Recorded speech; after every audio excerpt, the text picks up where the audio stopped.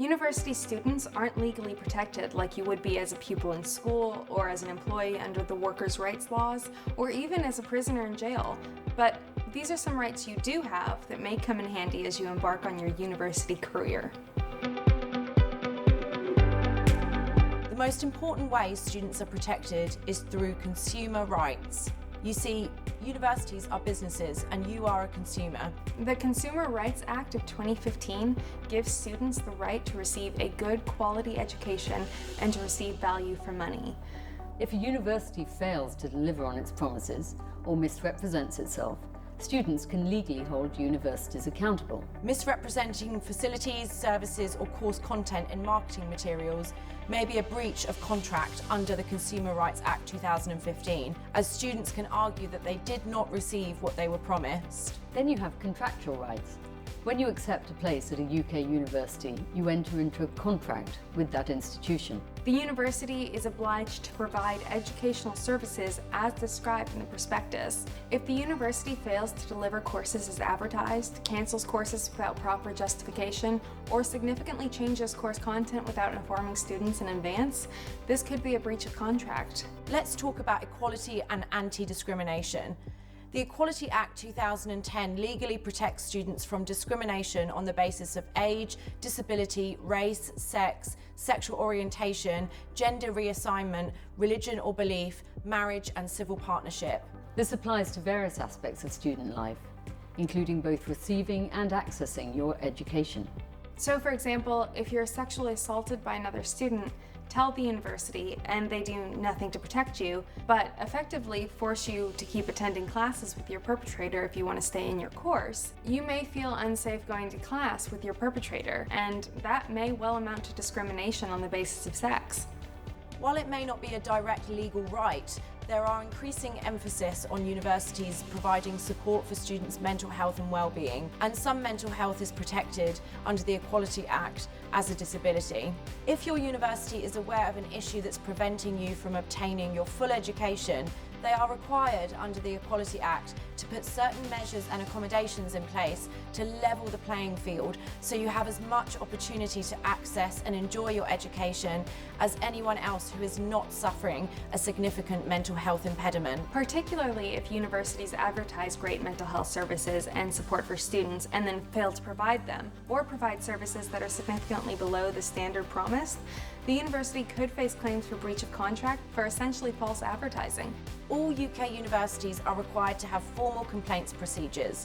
If a student is not satisfied with any aspect of their university experience, they can raise a complaint. These complaint procedures will usually offer an informal resolution process and a formal one. Formal processes are appropriate where the informal process has tried but failed to reach satisfactory resolution, or where the nature of the complaint is too serious for an informal resolution. If you want to pursue a formal complaints process, for instance, if you want a formal finding or outcome decided by a complaints panel or decision maker, it's important to ask for an official complaints form to start the official complaints process. Failing to address students' complaints in a fair, timely, and transparent manner, or failing to have a complaints procedure in place, could be considered a breach of contract. It may also be in violation of the institution's obligation under the Higher Education Act of 2004 to have an appropriate complaints procedure. If the complaint is not resolved satisfactorily at the university level, students can escalate their complaint to the Office of the Independent Adjudicator for Higher Education, the O.I.A. The O.I.A. can not only evaluate your university's handling of your complaint, but they can evaluate your university's policies and procedures to ensure they are up to standard practice. Then you have freedom of speech. Universities in the UK are required by law to take reasonably practicable steps to ensure freedom of speech for students and staff. The Education No. 2 Act of 1986 and the Human Rights Act of 1998 uphold the principal freedom of speech in universities, and it means that your university cannot deny you a meeting room to discuss a topic just because it's an unpopular topic. Freedom of speech is also relevant if you've made a complaint of sexual misconduct or bullying or any form of harassment against another student or a staff member. In an amendment to the Higher Education Freedom of Speech Act 2023, which will come into force in 2024, universities will be expressly prohibited from imposing an NDA on you if the effect of that NDA is to stop you discussing the complaint or information relating to the complaint. It may be that during the complaints process, your university will ask you to keep the process confidential to ensure the integrity of the investigation, and you will probably want to comply with this to help the investigation do its work. But a university should not require you to keep silent about your complaint as a condition of undertaking an investigation. Then we go to the General Data Protection Regulation, G.D.P.R. Under the Data Protection Act 2018, students have the right to access personal data that the university holds about them, and the university has a duty to protect this data. If you make a data subject access request, a university will have to give you whatever personal data it is processing about you. However, it is not obliged to provide you the actual document that contains this data if it can provide the information and context in a different way, for instance in a table. Most universities will provide copies of the actual documents in response to a request, but they will redact out any information that relates to another person and any information that is protected by any of the G.D.P.R exemptions. For instance, a university may decide that it is exempt from providing investigation materials where the complaint relates to a criminal act, and disclosure may compromise the investigation or a related police investigation. It is important to remember that a data subject access request is a request just for your own personal data, not anything else. Universities have a duty of care under the Health and Safety at Work Act 1974 to ensure the health, safety, and well-being of their students. For example, failure to maintain safe living conditions in a university-managed accommodation would be considered a breach of contract. Students have the right to appeal academic decisions, including marks or grades, if they feel they have been treated unfairly or there were extenuating circumstances. There is usually a framework established by each university's governing body that allows students to appeal academic decisions, and this is often specified in some dense legal jargon in the university's foundational document. If the university does not provide a transparent and fair appeals process as stated in their own academic policies, or fails to consider an appeal despite valid grounds, this could be seen as a breach of contract. If their own academic policy is inadequate, you're able to report this to the O.I.A. Let's talk about your rights as a tenant. As a tenant, and yes, even as a student tenant, you have the right to a habitable home. Under the Housing Act of 2004 and the Landlord and Tenant Act of 1985, landlords are required to provide a safe and habitable environment. This includes functioning necessities like heating, plumbing, and electrical systems. If your landlord or letting agency fails to deal with issues like mould, broken heating systems, or faulty plumbing, this could constitute a breach of your right to a habitable home.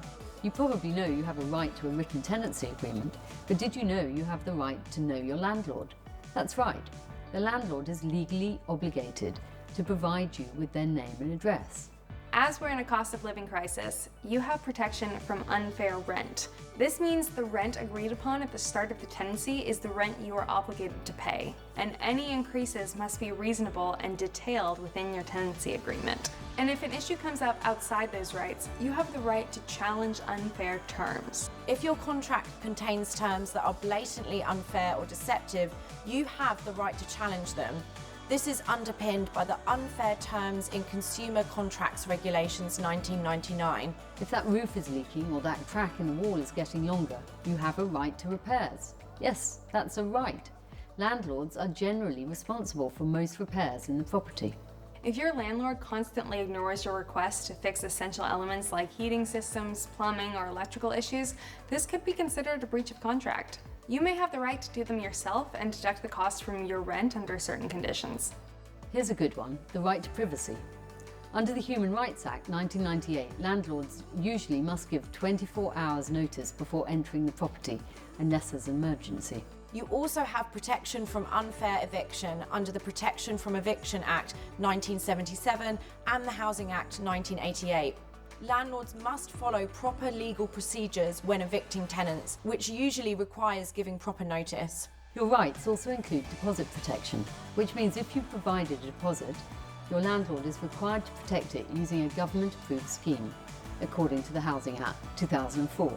You have the right to get your deposit back under the terms agreed upon, usually stipulated in your tenancy agreement. This isn't about knowing your rights. It's about ensuring your university experience is safe, fair, and as smooth as possible. Universities and landlords tend to see students as just another number or just another paycheck. And because most students don't know what they're entitled to, they can be treated unfairly or taken advantage of. So whether you're packing the car to head off to uni, navigating your way through it, or you're a concerned parent who's looking out for their kid, knowing your rights during this unique time in life is a game changer. So let's change campus culture and make education safe and accessible for all.